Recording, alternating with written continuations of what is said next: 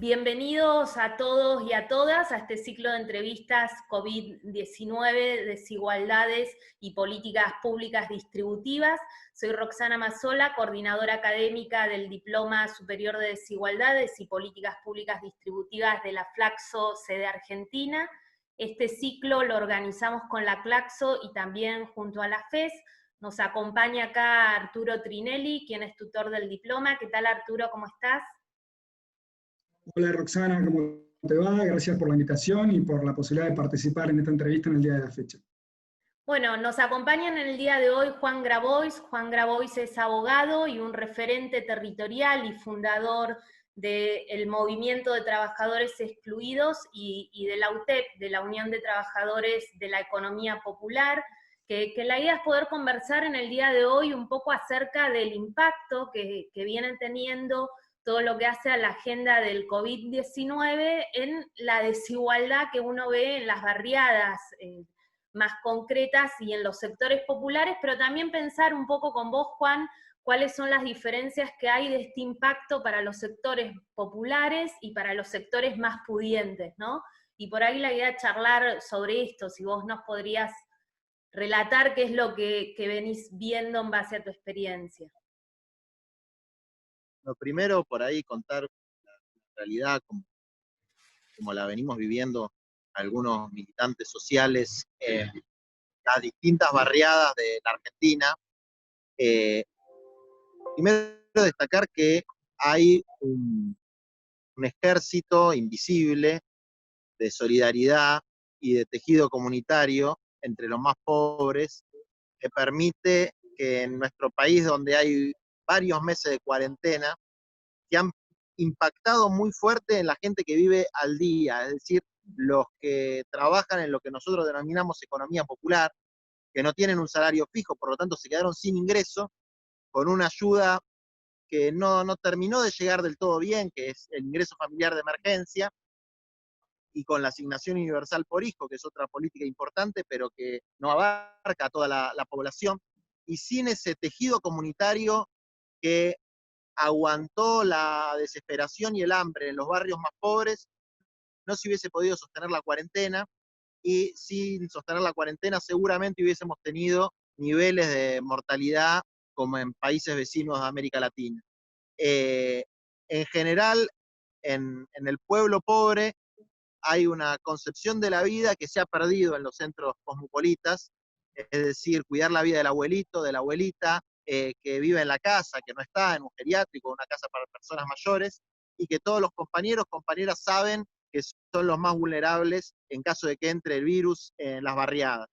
Y los comedores que hay en la Argentina son más de 15.000, entre los de las organizaciones sociales y la iglesia villera y los sectores de la sociedad civil, pero la impronta más grande la ponen los movimientos sociales, que han podido movilizar a los trabajadores y trabajadoras de la economía popular para reorganizar las tareas en términos de cuidado y en términos de alimentación. La reflexión que puedo hacer en relación a lo que vengo hablando con amigos, con compañeros latinoamericanos, es que la Argentina se cuidó mucho la vida, se cuidó mucho la salud de los habitantes de este país, y por eso tal vez, y por esto que vengo relatando, hasta ahora, por suerte, tenemos un nivel de mortalidad relativamente bajo.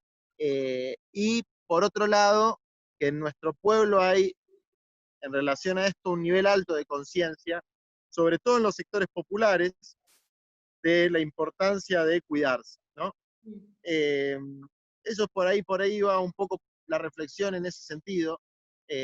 Otro aspecto que tal vez era para una pregunta posterior, después vos me dirás, es que hay una cosa que quedó muy, muy clara, y es que las víctimas de los problemas que trae la globalización no son precisamente sus beneficiarios.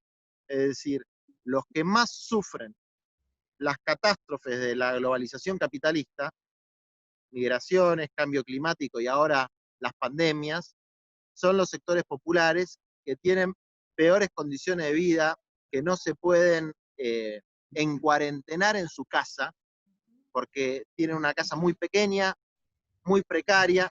Entonces la consigna para nosotros pasó a ser, en vez de quédate en tu casa, quédate en tu barrio. Y el barrio es la unidad de convivencia de nuestros compañeros y compañeras, más que la familia nuclear, más que la casa. Uh-huh. Y Juan, ahí pensando, digo, en esto de las crisis cíclicas que está teniendo el sistema capitalista y que está cada vez exhibiendo más, que son el grueso de las mayorías y de los sectores populares los que están viéndose afectados por estas crisis cíclicas o pandemias o shock ambientales, diríamos, que vamos teniendo, donde esto pega distinto, como vos bien decís, y a los que más les pega es a los sectores más humildes. ¿Cómo está abordado, visibilizado desde el conjunto de la ciudadanía esto de cómo le pega diferente a los sectores más humildes y a los sectores más pudientes, diríamos? ¿Vos creés que eso está visible, que los abordajes de políticas generalmente terminan haciendo acciones muy focalizadas o más acotadas? ¿Qué visión tenés al respecto de esto, ¿no? De estas diferencias, de cómo pega diferente la realidad de la desigualdad y las pandemias y las grandes crisis? Yo creo que se ve, pero no se aborda. Uh-huh. Creo que los sectores dirigentes de la política superestructural, de las burocracias estatales, lo ven, sienten que el problema les quema. Los sectores medios están cayendo en un empobrecimiento acelerado, es decir, van perdiendo las condiciones objetivas que podían colocarlos en la clase media, pero no pierden las aspiraciones culturales, por lo tanto sigue existiendo esta suerte de rivalidad latente que hace que muchos vean que los problemas son culpa de los que están más abajo y no de los que están más arriba. Por eso hay un terreno fértil para el populismo de derecha. Mi visión es que acá y en muchos lugares del mundo hay una crisis de la que se sale mejor o se sale peor, pero igual no se sale. Hay una crisis que muestra con claridad la impotencia del Estado frente a los fenómenos sociales, socioeconómicos, la incapacidad o las dificultades que tiene el Estado para poder decir, bueno, frente a una emergencia de estas características vamos a tomar esta y esta acción. Ese poder se circunscribe a restringir libertades individuales en determinado momento, pero es una enorme incapacidad de planificar en un país como la Argentina, que tiene un territorio extensísimo, pero tiene el 91% de población urbana, es decir, donde hay un territorio que podría ser aprovechado para deshacinar los centros urbanos, las villas, los barrios populares, pero el Estado, aunque vea el problema, es absolutamente incapaz de resolverlo porque sus capacidades han quedado reducidas a las transferencias económicas directas, que es una trampa en la que estamos, digamos, sumergidos, porque sean políticas más focalizadas o sean políticas de naturaleza más universal, son políticas meramente de ingreso, no afectan la distribución de la riqueza, solamente cierta redistribución del ingreso. El patrimonio que las personas quieren aspirar en esta sociedad, que es la tierra, el techo y el trabajo, cosas tan sencillas como esa, que hacen a la dimensión objetiva y subjetiva del bienestar de los seres humanos, parecieran ser inaccesibles, y en esta crisis se hace más patente la necesidad de tener esos tres derechos garantizados. Uh-huh. Bueno, hablabas recién de la posibilidad de salir mejor o peor de esta crisis. ¿No crees que en algún punto puede llegar a haber un primer efecto de la pandemia desigualador, pero a largo plazo puede haber un efecto más igualador? Estoy pensando, por ejemplo, en la posibilidad de que a los países endeudados o muy endeudados se les reconozca cierta condonación de esa deuda o se faciliten los procesos de reestructuración. ¿Cómo ves que esto puede llegar a operar en el más largo plazo? Pero yo creo que hay una igualación objetiva del 80-90% de la sociedad, sobre todo en los países dependientes. Pero se va a ir ampliando la desigualdad entre el 1% y el resto. Entonces se va a achatar las pirámides entre las grandes mayorías, pero se va a disparar la riqueza concentrada. La verdad es que no veo que haya un proyecto internacional, regional o nacional para que se reduzca la desigualdad como producto de decisiones políticas en el marco de las instituciones de la democracia burguesa. Sí creo que va a haber una confrontación muy fuerte entre sectores de los pueblos que quieren un cambio profundo y los sectores que defienden el status quo. Creo que esa confrontación es una confrontación objetiva que se va a desarrollar bajo distintas caras en los distintos países, pero que va a ser inevitable y que de esa confrontación puede surgir, insisto, algo mejor o algo peor. Y Juan, pensando en, por ejemplo, el año pasado nosotros vimos todo lo que fueron los estallidos sociales en Chile y las movilizaciones sociales que tienen que ver con expresarse ante una desigualdad intolerable, ¿no? También en diferentes regiones de América Latina. En base a tu experiencia como dirigente social, ¿cómo se hace para fortalecer estos procesos de concientización o de manifestación ante estas injusticias, diríamos, o a estos niveles de tolerancia e intolerancias que se dan en cada una de las sociedades, de los sectores socioeconómicos que consideran más pudientes a algo como natural, o como que hayan determinados niveles de desigualdades como naturales, y un orden natural de las cosas que no se cuestiona, refiriendo a este statu quo, mientras hay sectores de la ciudadanía que dicen, che, basta con esta situación. ¿Cómo se hace para organizar, movilizar y conducir, diríamos, estos procesos en base a tu experiencia, o cómo lo ves hacia dónde va este proceso, ¿no? Yo creo que en muchos países de América Latina hay reservas y fuerzas organizativas suficientes para empujar procesos de cambio. Lo que falta hoy es una alternativa creíble, sustentable, con una dirigencia también creíble y con autoridad moral para llevar adelante los cambios que implican tocar intereses muy fuertes en los Estados-nación e intereses geopolíticos también importantes. Estamos en una etapa donde también se está disputando la hegemonía internacional, donde juegan distintos actores que tienen incidencia real y concreta, sin ninguna teoría conspirativa, en los procesos latinoamericanos, y en la Argentina lo puedo describir con claridad, o en Bolivia lo puedo describir con claridad porque me tocó ser parte de esas luchas y las conozco, en Brasil, en Ecuador, incluso en Chile también. Entonces, mi visión es que hay dos niveles de lucha. Un nivel es la lucha reivindicativa por las reivindicaciones sectoriales o los derechos sectoriales de los más pobres. Lucha con la que se va avanzando, por lo menos en la Argentina, en la ampliación de algunos derechos. Pero hay una cuestión de fondo a la que no le podemos esquivar en este marco, que es la alternativa política, y política en el sentido profundo de la palabra. En la Argentina tenemos la suerte de haber derrotado el gobierno neoliberal de Mauricio Macri, y que hoy haya un gobierno que tenga una visión de la justicia social un poco más profunda y tenga una visión del poder económico un poco más crítica.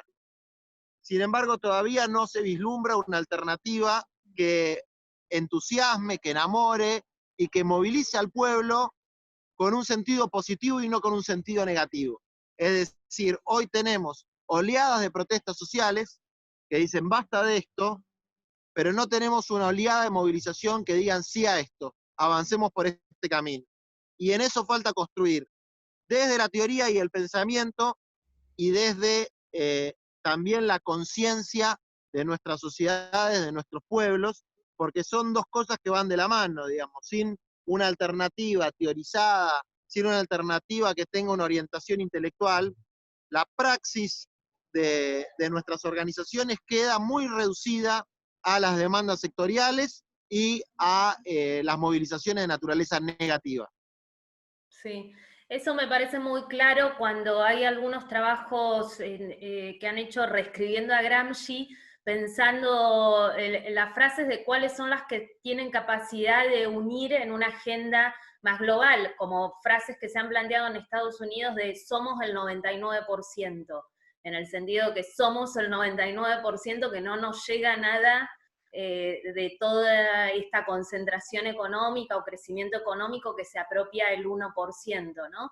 Pero por ahí como una pregunta un poco más práctica también, en línea a esto que vos decís, y de cuáles son los roles que tienen los diferentes actores.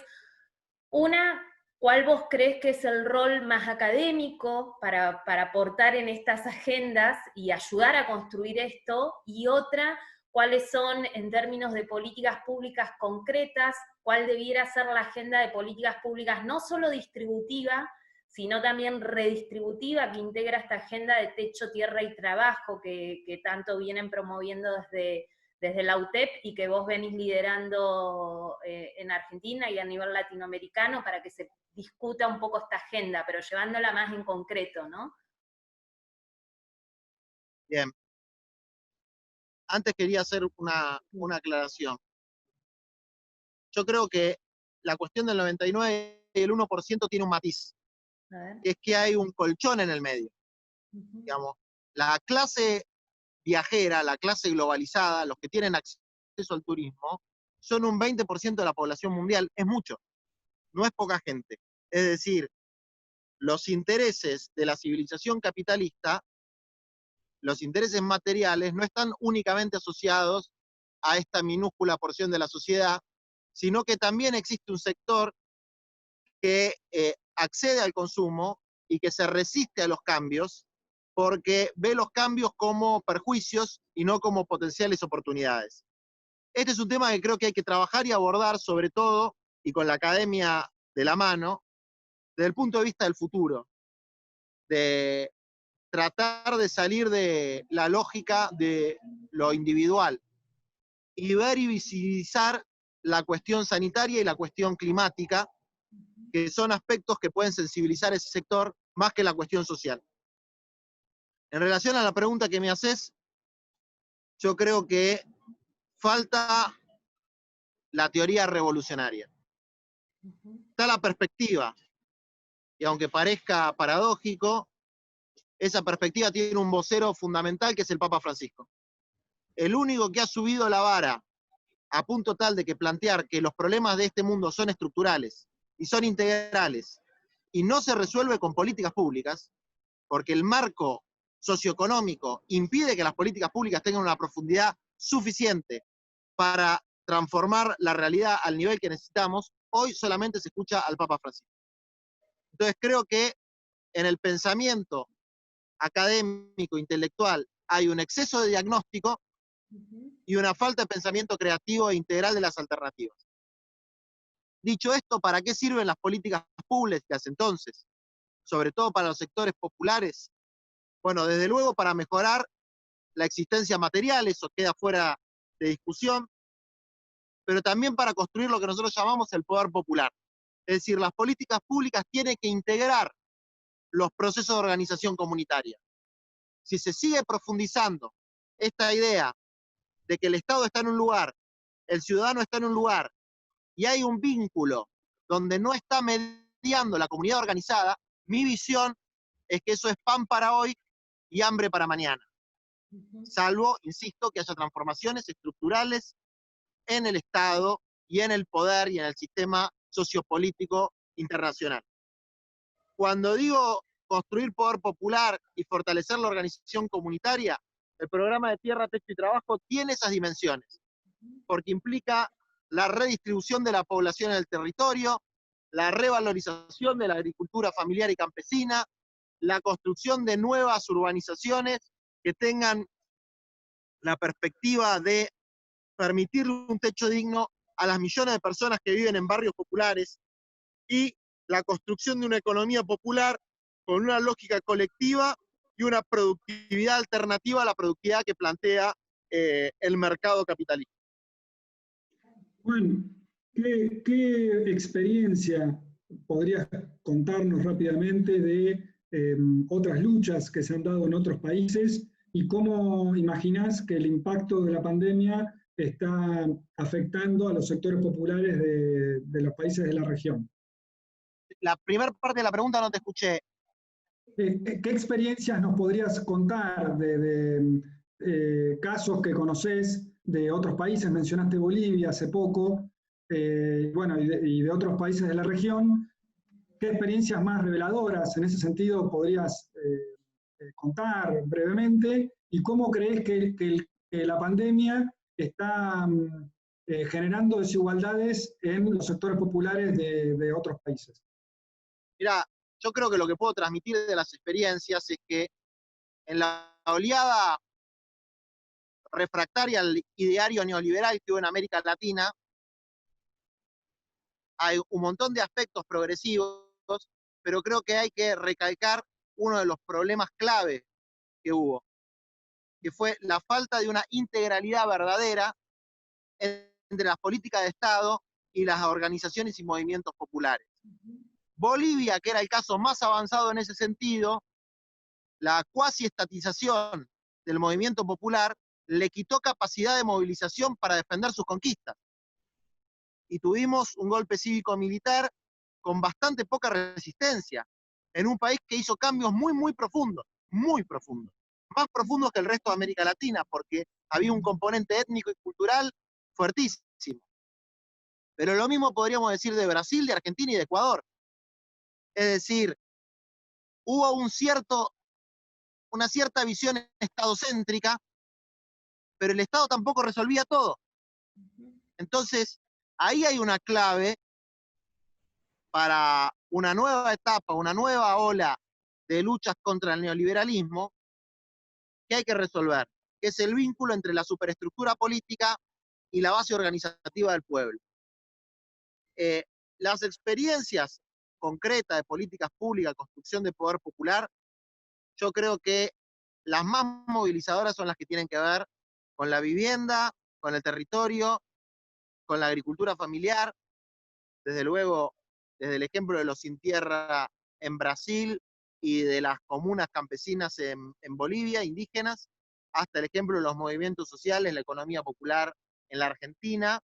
Sería largo explicar en detalle cada uno de esos procesos, pero podríamos facilitar material para mostrar por lo menos el trabajo que se hizo en la Argentina y la escala de masas que tuvo en la Argentina, tanto el proceso de movilización durante el macrismo, como los procesos reivindicativos y de lucha y de construcción de poder popular.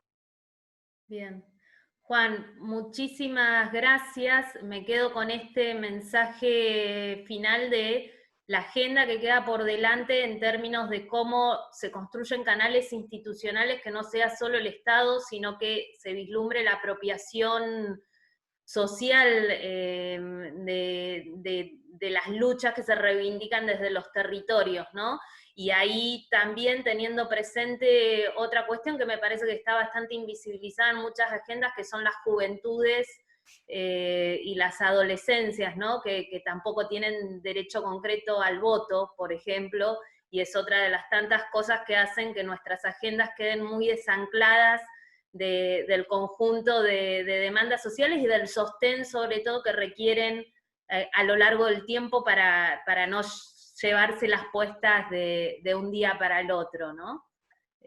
Bueno, muchas gracias.